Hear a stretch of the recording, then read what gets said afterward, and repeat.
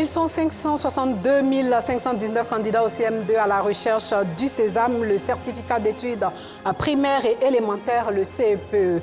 Et puis, le plus grand dinosaure découvert en Australie, identifié comme une nouvelle espèce, l'Australotitan cooperensis. Bonsoir et bienvenue dans le journal. 562 512 candidats du CM2 frappent à la porte de la 6e. Ils comptent décrocher le certificat d'études primaires et élémentaires, le CEPE. Ces candidats ont composé ce matin dans plusieurs centres repartis dans le pays. Le reportage d'Anicette Conan. Ils disent être prêts pour affronter ces épreuves des examens à grand tirage 2021. Eux, ce sont les candidats de l'examen du CEPE, certificat d'études primaires élémentaires des centres de Cocody et Marcory. J'ai appris toutes mes leçons en mathématiques, en français. Je suis prêt pour la composition. J'ai bossé mes leçons, j'ai bossé sciences, mathématiques, géographie. Je suis très prête pour avoir mon entrée en 6e. Venus accompagner leurs enfants, les parents ont été priés de rester hors des centres de composition. Cela pour permettre aux candidats de composer dans la sérénité et éviter toute tentative de fraude. Pour ne pas qu'elle soit stressée, je l'accompagne pour la rassurer. Et comme nous n'avons pas l'autorisation de rentrer au sein de l'école, je la laisse à la rentrée et je reviens à la fin de la compo pour la chercher. La ministre Mariette Okone, après avoir donné des conseils d'usage aux différents candidats et aux parents d'élèves, les a invités à ne pas s'adonner à la tricherie. Nous avons visité quelques centres.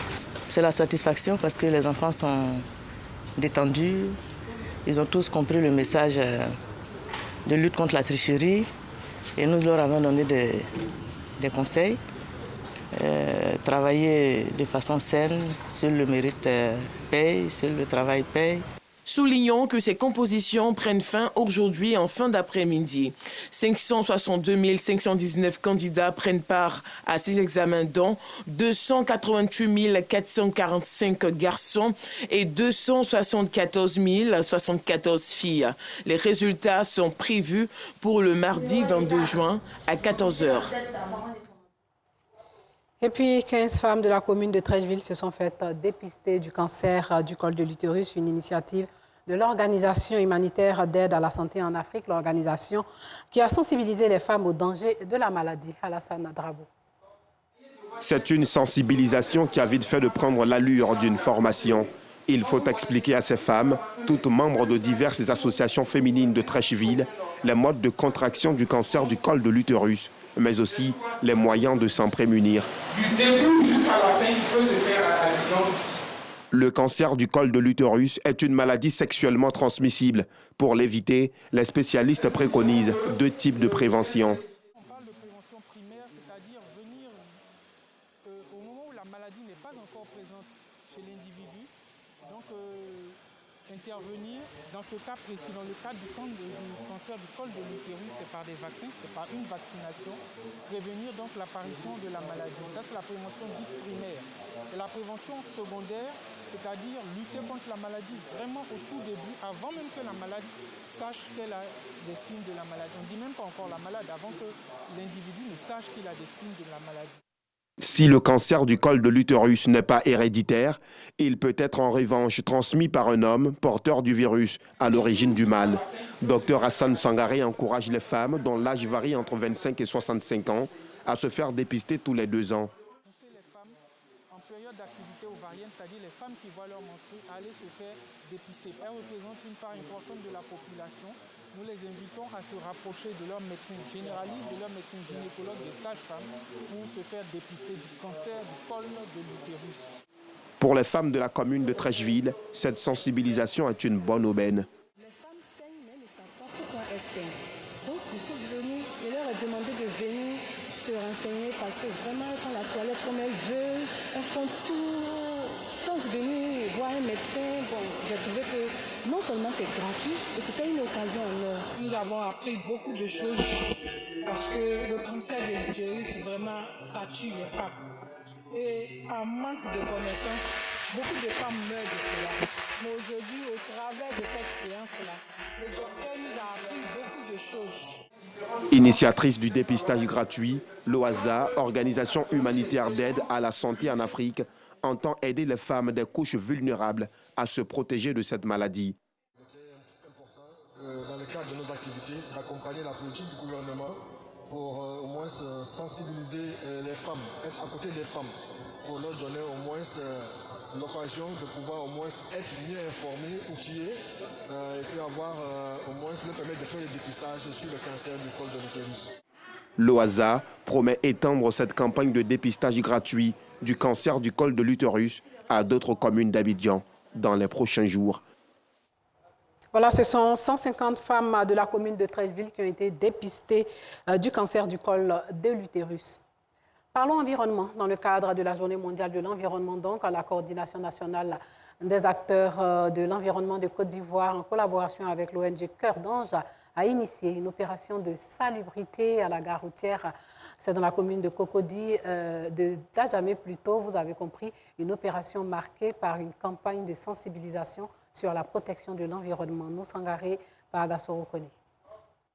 Ils se sont engagés pour rendre agréable le cadre de vie. Ces jeunes et femmes réunies au sein de la CNAICI, Coordination nationale des acteurs de l'environnement de Côte d'Ivoire, et de l'ONG Cœur d'Ange, ont investi la gare routière de la Sotra dans la commune d'Adjamé pour une opération de salubrité. On appelle de la journée verte. La journée verte, quoi de plus normal, comme mieux indiqué que la Sotra, qui est déjà aux couleurs de la nature. Nous avons initié ces activités-là pour marquer cette journée, mais qui n'est pas seulement au niveau de la gare routière Sotra d'Adjamé. Elle se pratique actuellement sur toute l'étendue du territoire national, dans toutes les communes de Côte d'Ivoire. Inscrite dans le cadre de la Journée mondiale de l'environnement, cette action de nettoyage de la gare routière Sotra d'Adjamé, occasion toute trouvée pour Roger Arma Akichi, directeur de la communication de l'ANAGED, Agence nationale de gestion des déchets, d'inviter les populations à prendre après le corps la protection de leur environnement. Poursuivant, il a rappelé la politique de gestion des déchets initiée par le gouvernement. Aujourd'hui, nous sommes dans une gestion qui œuvre pour aller vers l'économie circulaire. Donc nous avons aujourd'hui un centre de valorisation et d'enfouissement technique des déchets, qui est vraiment un système nouveau dans la sous-région et même en Afrique. Et donc tous les pays environnants viennent prendre l'exemple de la Côte d'Ivoire. Et je pense que l'enlèvement des ordures aujourd'hui, vous l'observez tous à Abidjan, a un nouveau visage. Mais c'est vrai que tout n'est pas parfait, mais l'État de Côte d'Ivoire, à travers le ministère de l'Assainissement et de la Salubrité, au niveau de la NAGED, en train de faire des efforts pour que les Ivoiriens puissent vivre dans un cadre de vie sain.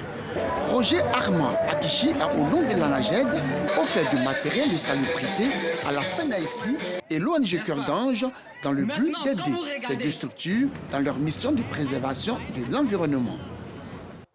Les pensionnaires de l'orphelinat garçon de Benjéville ont reçu des vivres et non-vivres du Rotary Club Abidjan-Lagune en collaboration avec la Fondation Célia Assi Koulibaly. Ido Georgette revient de la commune de Benjéville. Des cahiers, des stylos, des sacs de riz, des pâtes alimentaires, des packs d'eau. Voilà, entre autres, des dons offerts à l'orphelinat garçon de Benjéville, à l'initiative du Rotary Club Abidjan-Lagune. Le Rotary est le premier donateur à l'orphelinat de Benjéville. Donc nous sommes dans la continuité de ce que nous faisons.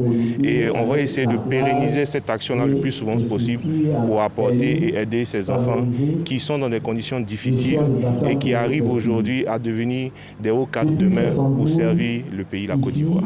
Un geste qui, selon le directeur de l'établissement, vient soulager les pensionnaires. Voilà des papas et mamans qui viennent de loin leur apporter l'affection dont ils ont besoin.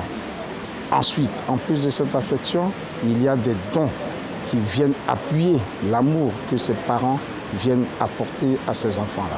Donc, ils se sentent beaucoup plus galvanisés pour affronter tout ce qui est vicissitude de la vie. Ils savent qu'ils ne sont pas du tout seuls. Cette action du Rotary Club Abidjan-Lagune a bénéficié du soutien de la Fondation Célia Assi Koulibaly. Elle est estimée à plus de 2 millions de francs CFA. C'est des actions que nous menons par le passé et ailleurs. Et on est très content aujourd'hui de faire la même chose ici à l'orphelinat mythique de Benjéville. pour leur apporter du soutien, pour leur apporter des équipements. Les enfants tout heureux n'ont pas manqué d'exprimer leur satisfaction à travers des chants et des pas de danse. Le gouvernement burkinabé a promis que le massacre d'au moins 132 personnes ce week-end dans le nord du Burkina Faso, attaque la plus meurtrière dans le pays depuis le début des violences djihadistes en 2015, ne restera pas impuni. Dans la nuit de vendredi à samedi, des hommes armés soupçonnés d'être des djihadistes ont attaqué le village de Solane dans la province du Yaba, la région du Salé, tuant 132 personnes selon le gouvernement, tandis que des sources locales évoquent un bilan de 160 morts. Et le Haut Commissariat de l'ONU aux réfugiés, le HCR, a de son côté fait état de 138 personnes tuées à Solane. Et sachez que le plus grand dinosaure découvert en Australie, identifié comme une nouvelle espèce, ce dinosaure dont des fossiles avaient été découverts en 2006 en Australie, a été formellement identifié comme le spécimen d'une nouvelle espèce, l'Australotitan cooperensis. C'est l'un des plus grands animaux connus. Enfin un nom pour le plus grand dinosaure jamais découvert en Australie. Le mastodonte appartient à une espèce qui n'était pas encore répertoriée.